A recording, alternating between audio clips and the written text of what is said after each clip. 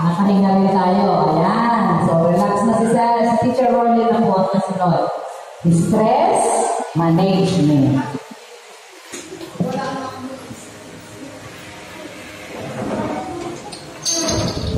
Good morning po sa ating lahat.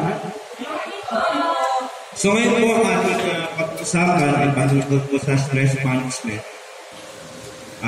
Naniniwala po ako na maunawaan natin na sa ito ay usap tayo puso sa puso para mas madali natin madama yung sarili ko at madama ko rin yung reaction nyo kahit hindi so mas mainam yun para mas madali po tayo magkakuntihan.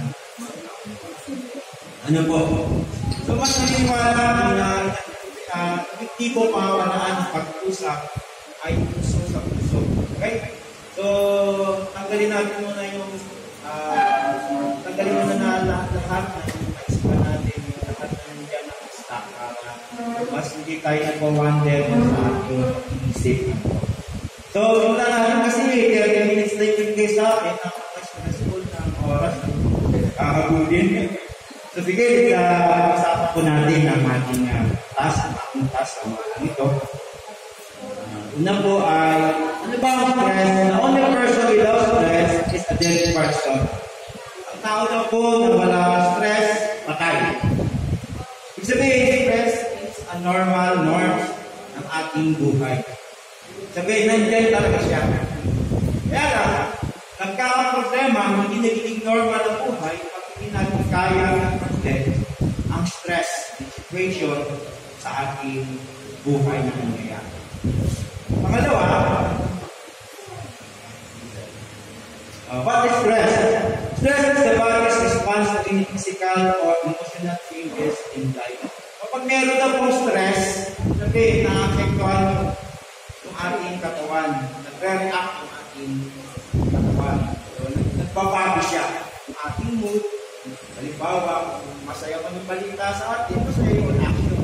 Kung negative yung reaction. Yun ang ibig sabihin. Sinunod po. Yeah. So, how stress affect us definitely? Una, tension.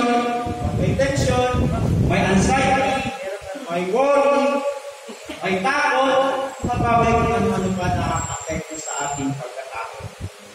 Pag sinabing tension, maraming bagay na na-affectuhan sa atin ay takot. Yung worry. Yung worry, normal siya sa ating buhay. Tulad siya ng stress. Nakaka-affect siya lalo na yung anxiety. So, karamihan tayo, bukod sa yung stress ay minsan biglaan, may mga stress din na tayo mismo yung gumagawa. Yung product ng ating desisyon, yung product ng ating ginagawa. Okay? So, minsan, alam mo na mahiimit ka dyan, decide ka pa tanggapin. Okay po ba? For example, ay alam mo naman yung budget mo, nandyan lang, huwag ka na mag-stand back. Kung ang budget mo sana sa isang piso, hanggang doon ka lang. Huwag ka nang mag-o-11 kasi mahihirapan sa short yung budget. Pagkapos na ng worry, malidipisip yung budget. Nanohan ko ba? Okay, so sabihin, kung ano lang yung ating kita, dapat mas measure doon sa kukita natin yung ating gastos. Pag-sumunod. Kasi nakakadagdag lalo ng stress. Alam mo na, yun lang yung kinikita mo, dapat huwag kang sasobra sa paggastos. Kasi mag-focus yun ng stress sa ating buhay. Sunod sa pangalawa, natural, physical, and emotional action to a challenge. Minsan, ang stress ay physical, natural, physical, and emotional reaction. Right? Katulad ng sinabi ko, na pag may magandang balita, magandang reaction. Pag hindi maganda yung balita, magandang reaction. So, yun lang yun. Pangatlo, positive will keep it balance. Kapag positive yung stress, nababalance natin yung ating buhay. So, meron siyang negative, meron siyang positive. So, mapapag-aralan po natin mabuti. Dahil, so, common causes of stress, una ay yung stress natin sa bahay. So, bago ka sa workplace, meron yung stress sa bahay, madami stress sa bahay. Pwedeng namatayan, para naman sana ay wala, marang biglang kasalan, mga ganun, nakaka-stress yun yung mga ganun event. Unang-una, dahil biglang wala sa plano, wala sa oras, kakasal yung anak mo, stress yun. Kasi gastusan yun. Ano pa? Marami, sakit, bigla ang sakit sa pamilya. Tapos ano pa? Yung sa relationship, wala naman divorce sa anak, nag-away kayo ng asawa. Parang kayo. Malabo nang bumalik. Diba, hindi ka makapag-work ng maayos. Ano pa? Yung sa mga bagong panganak, may baby, tapos may work, hindi alam kung paano mamanage yung oras, nakaka-stress mo yun. Lalo na kapag kalimitang stress, kapag tapos lagi sa budget, yun na muna nakaka-stress. Okay, tuloy natin, sunod na slide.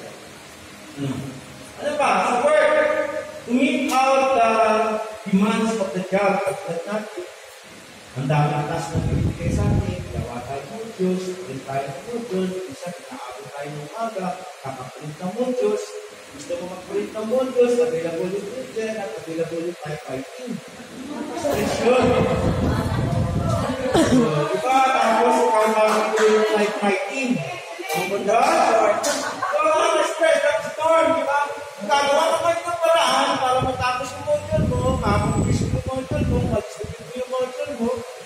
Gagawa ka kayo ng paraan, mag-iumpisa ka ngayon. That's the normal. Pero, hindi ka gagawa ng paraan, hindi ka natapos, stress pa rin yun. Pero kapag natapos na yung iyong task, okay na, dito nakakangiti ka na ng konti. Ano pa? So, yung relation with colleague, yung relation as co-worker, as co-employee, napakahalaga po doon. As we are one company, we're one institution, dapat isa po tayo, dapat tayo. Ang problema dito, gusto ko bigay ng stress, na hindi tayo dito na ito para magpagalingan, hindi tayo para magpagalingan. Remember, we are in the dictator, nakasalalay ko ako at pasok ng bata sa ating mga kamay. Ay kung tayo hindi nagkakasundo, ay paano na pinagpasok na konsekente? Ang ibig ko sabihin, minsan, nahihirap sa atin ang maging buo, mahirap sa atin ang isa. Nakawa po natin, hindi ka sa Pilipino na kapag, for example, ka sa Pilipino na kapag sinabihin ko, ginagawa ko kaya sila, yun ang mahirap sa atin ng hindi mo all your kapag pinakailangan mo, pakikaliyan pa lang. Diba? Magkakaw tayo ay pinag-exercise tayo, dapat positive mo natin sa atin, dapat baguhin natin ang ating mindset, baguhin natin ang ating puso. Diba? Kasi we are one. Yun ang magiging problema. Kasi nakakadagdag lalo ng stress kapag hindi mo kaibigan ang iyong katrabaho. Diba? Para naka-imagine na ba kayo na papasok pala na ako nakasalubo ko na naman. Normal yun eh. Pero dapat hindi. Hindi naman. Pinag-usapan lang. Kaya sabi ko mga sa inyo, usap tayo ng puso, tingnan natin yung mga possibilities na magbawasan yung ating stress. Kasi ikaw din yung magsasuffer. Hindi naman sinasabi na maging puso pati tayo. Kasi yun talaga ang Pilipino. Ayaw yung pag-usapan. Pero, pinag-uusapan niya yung kanyang katrabaho. Ayaw yung pag-usapan siya, pero pinag-uusapan niya kanyang trabaho. Bakit kaya hindi niya lang pag-usapan mo? Kung dalawa kayo nag-uusap, yung buhay niya, buhay ko na lang pag-usapan. Bakit natin natin?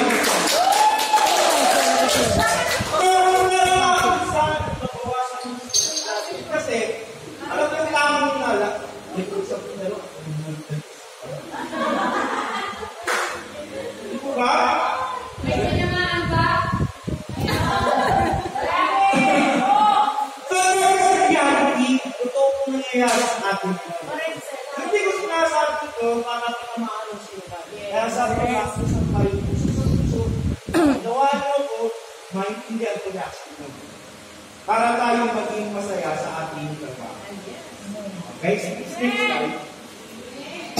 So, love your word. Colossians chapter 3, verse 23. And whatever you work, the Lord. Whatever you work, ask for the Lord for it. Sinabi na yung Apostle Paul, times ago, panahon ng Rome, there are 6 million slaves in the era of the Kaya sinabi niya. Sabi niya, lahat kayo mga slave, dapat gawin niyo ang puso. Hindi tayo sa tao. Kasi, may mga trabaho, kumagawa, kahit na. Diba? Pero, sabi niya, kahit wala na katingin, gumawa tayo. At hindi tayo, hindi natin iniisip, nakakitatrabaho tayo para kumita, para pero sinasabi ko, nagtatrabaho tayo sa isip, sa institusyon. Yung isip natin nagtatrabaho tayo para sa Panginoon. Sa ibig sabihin niya, mag-work tayo para sa Panginoon, alam-alam sa Panginoon. Sabihin, as a worker, as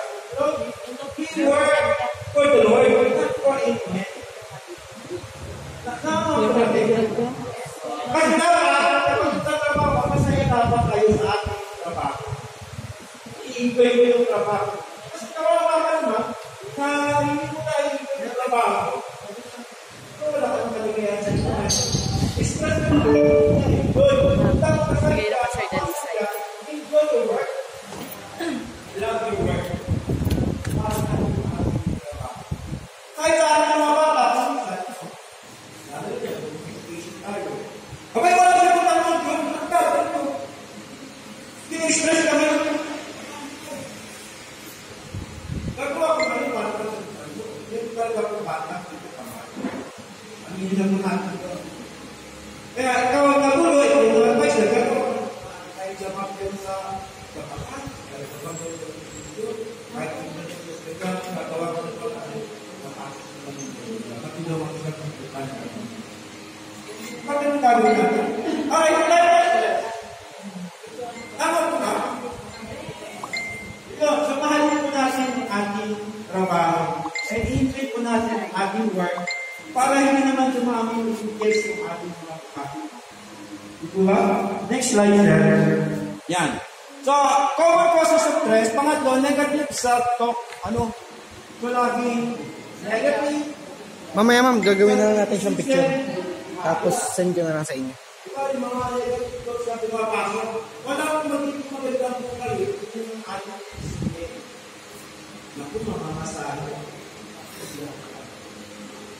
Kung nakaka-apekto yan sa iyong katawan, ito katulad ng trabaho na, hindi ko isip ka,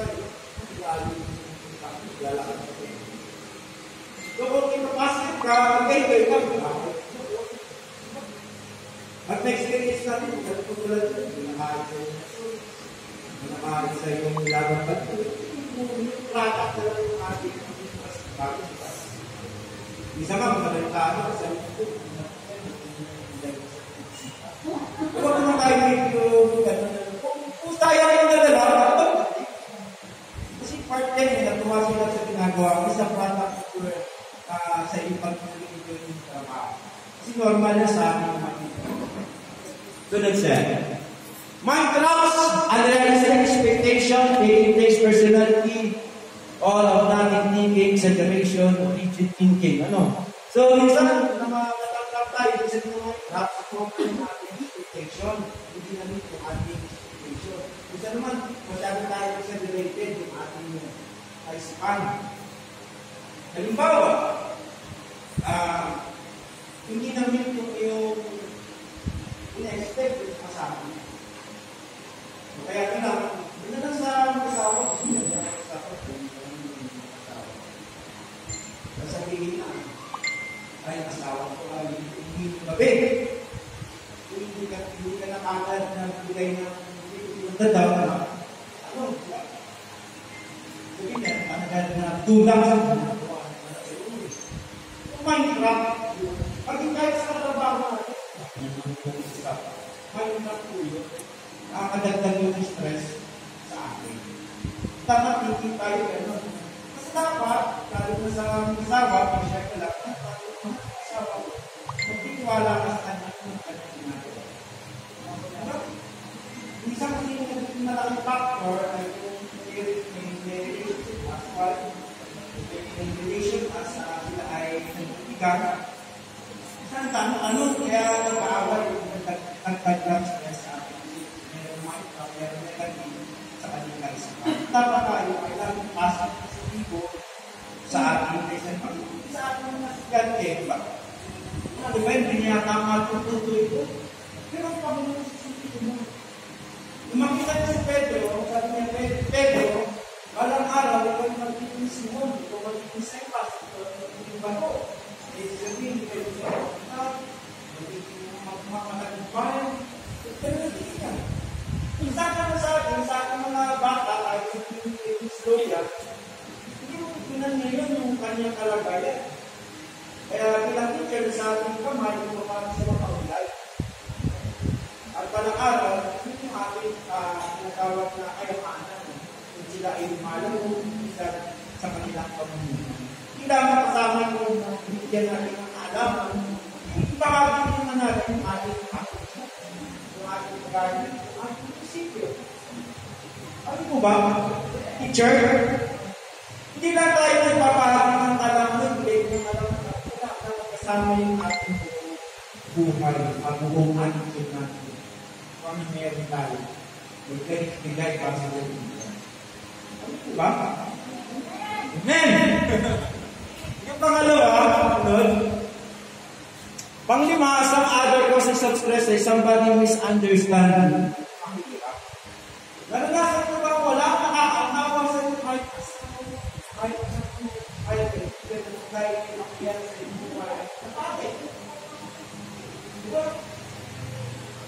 yun na wala nakakatawa sa iyo kahit isa. Hirap na sitwasyon yun. Siguro yung iba rin sa lahat ng naman sa yan. Pero tandaan natin pag ito ng mundo, dapat alalahanin nyo isa dapat pwede unawa sa iyo ang makakatulong sa iyo walang bago ang ating Panginoon. Amen?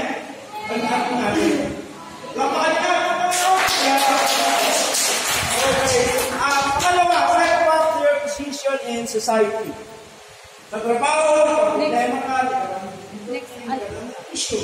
Hindi. Napakalaking stress yun. Bawa, pressure ka. Parang ngayon ka, mapamusin ka. Naisiwan ka na, hindi ka nakapasweldo. Naisiwan ka, hindi ka nag-ready ng mga collection. May stress yun. Diba? Yung totoo, hindi na stress. Magalang yun. Tagal tayo. Minsan takot tayo sa mga bagay. Pero pinakamulan bagay. Minsan tunay ang aming problema. Nakakagdag lang ng alalahanin. Okay, sunod. All stressors are not equal. Lahat ng stress na lumalabas para may grabe. Ang nasabi ko, ang managin sa bahay. Yung hindi normal, yung gagalitan sa mental.